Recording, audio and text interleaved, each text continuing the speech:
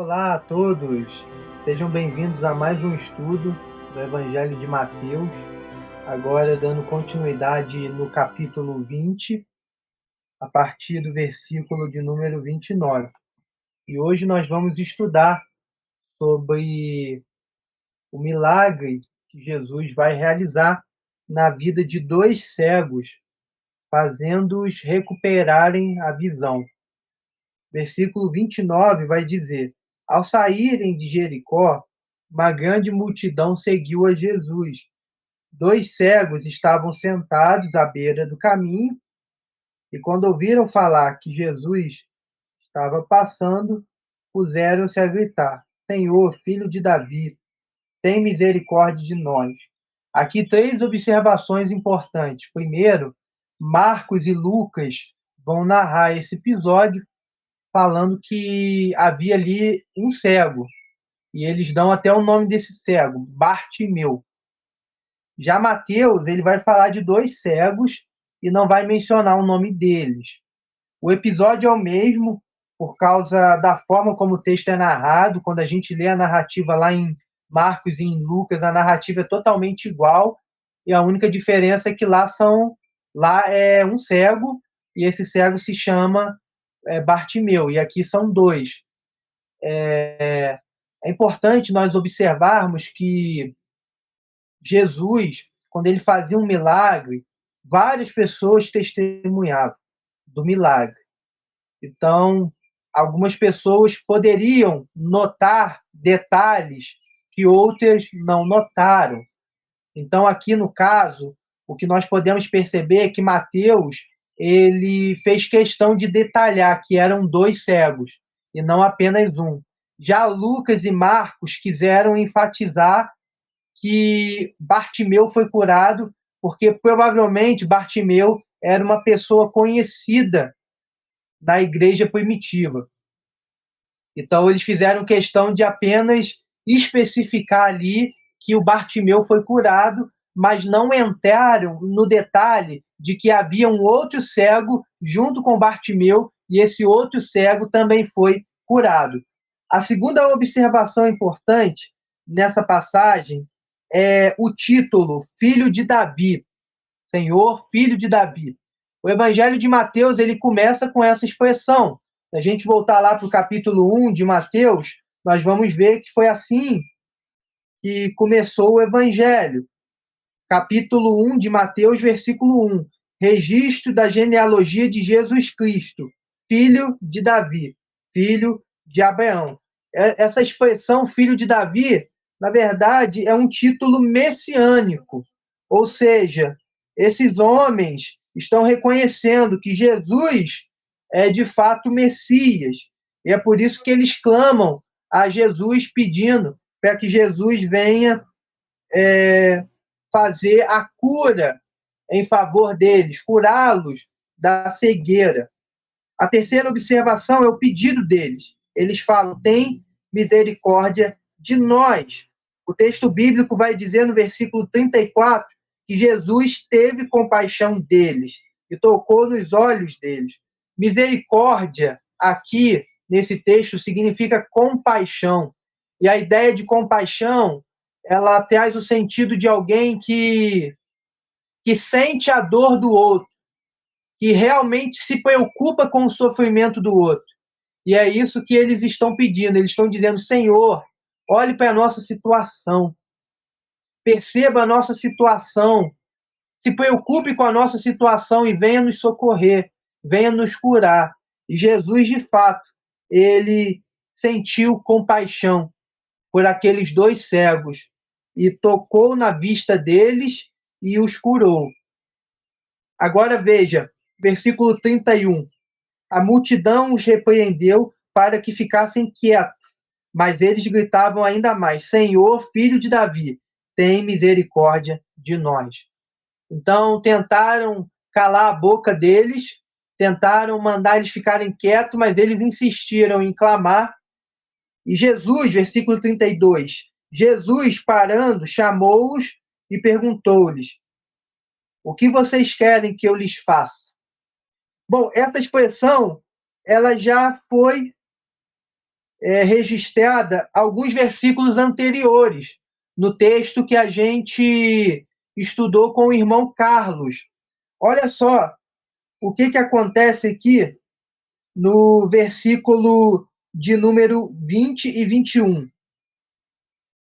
Então aproximou-se de Jesus a mãe dos filhos de Zebedeu com seus filhos e, prostrando-se, fez-lhe um pedido. O que você quer? Perguntou ele. A forma como essa expressão ela é colocada no texto original é a mesma que está aqui no versículo de número 32. Então, o versículo 21 e o versículo 32, eles têm uma semelhança.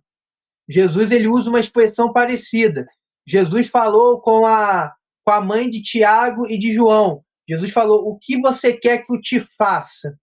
O que você quer que eu faça por você?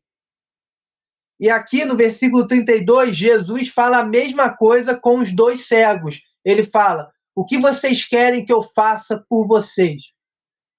A ideia é a mesma. E é interessante observar que Jesus não atendeu o pedido da mãe de Tiago e João, porque o pedido dela era um pedido muito exigente, era uma coisa grande demais, uma coisa que não cabia pedir.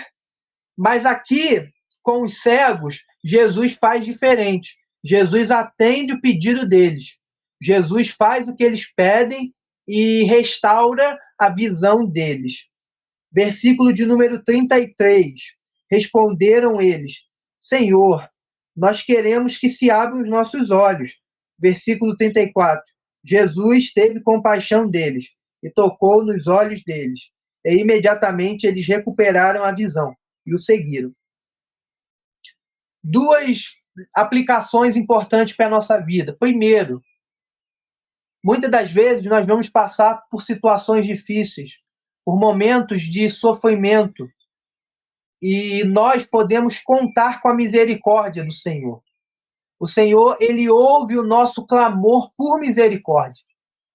Então, ainda que você esteja sofrendo muito, ainda que a sua situação não dê para ser revertida, não dê para mudar, como era a situação desses cegos, esses homens nunca poderiam recuperar a visão deles através de algum esforço ou de algum recurso que eles poderiam ter. Eles não poderiam fazer nada por eles. Então, às vezes, nós estamos numa situação assim e nós podemos contar com a misericórdia do Senhor. Ele ouve as nossas orações, ele nos socorre. Mas cabe dizer aqui também que nem sempre ele atende os nossos pedidos. Muitas das vezes nós pedimos coisas que não precisamos, como foi o caso de Tiago e João. Senhor, concede que um dos meus filhos se assentem à tua direita e o outro à tua esquerda. A mãe de Tiago e João pediu isso para o Senhor.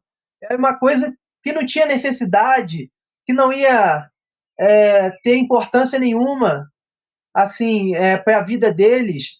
Então, às vezes, nós pedimos coisas que não é para aquele momento, ou então não são coisas que vão ser boas para nós. E o Senhor vai dizer, meu filho, nesse momento não é o momento.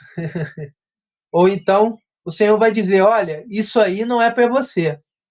Mas existem situações que o Senhor ele vê a nossa calamidade, ele vê o nosso sofrimento, ele enxerga a nossa dor.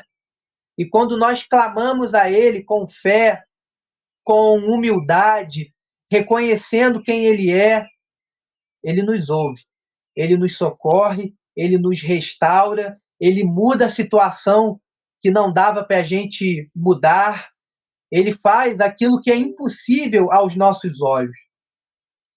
A segunda verdade que eu vejo aqui, muito importante, é que aqueles homens eles eram cegos, mas eles já tinham visto algo que muita gente até hoje ainda não viu. Sabe o quê? Eles viram que Jesus era de fato quem ele dizia ser. Muitas pessoas hoje têm a saúde perfeita, uma visão perfeita, não precisam nem usar óculos igual eu estou usando aqui, mas elas não conseguem perceber quem é Jesus. Elas não conseguem reconhecer que Jesus é o caminho, Jesus é o Salvador, Jesus é aquele que pode nos purificar dos nossos pecados e nos dar uma nova vida junto com Deus. As pessoas não percebem isso. As pessoas, elas buscam a satisfação, elas buscam a verdade, elas buscam o sentido da vida no dinheiro, nos prazeres da carne, nas alegrias que esse mundo proporciona, e elas se esquecem de Jesus. E o objetivo central do Evangelho é mostrar para nós quem nós somos e mostrar para nós quem Jesus é. Nós somos pecadores, nós estamos perdidos sem Deus, mas Jesus é o Salvador e por ele nós podemos ser salvos e ter uma nova vida.